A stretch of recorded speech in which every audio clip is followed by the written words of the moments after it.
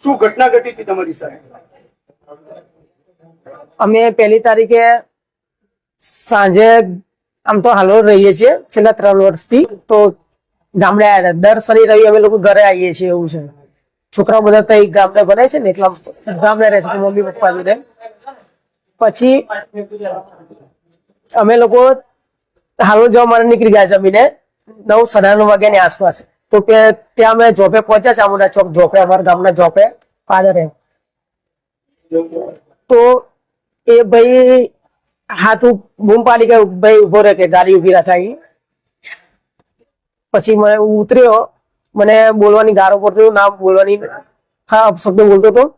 પછી મને 2-4 મને ઝાપટો મારી, લાતો મારી. પાછળ એમ હું બચવાનો પ્રયાસ કરવા ગયો તો મને બચકું મને ભરી લીધું. સંદીપ પ્રતાપભાઈ માછી. શું કારણ શું હતું આનું? મનરેગા યોજના. મનરેગા યોજનામાં શું વાત શું હતી? મનરેગા યોજના છેલ્લા ઘણા સમયથી આ વસ્તુમાં કૌભાંડ ચાલતું જ આવ્યું છે અને ચાલે છે બી, હાલમાં બી ચાલુ જ છે. તમારે શું લાગતું હતું એમાં? વિરોધ કરવાનું કારણ શું તમારું? પહેલા બી એક વખત મેં અરજી 2020માં બી મેં અરજી કરી હતી, PMOમાં 21માં અરજી કરી હતી.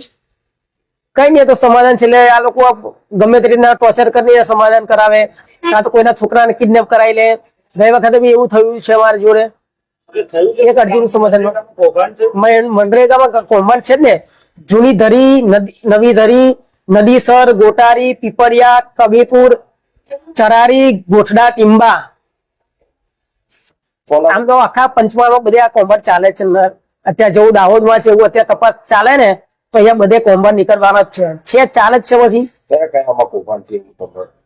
બધા જમીન સમતલ હોય.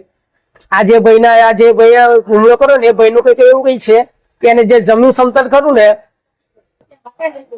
જે વ્યક્તિનો સર્વે નંબર નથી એનું કઈ છે જ નહીં, એવા વ્યક્તિના સર્વે નંબર થી વહીવટી આપી દીધેલી છે. આવું બધું છે, અને બધું મિલી ભગત હોય આની અંદર. બરોબર છે.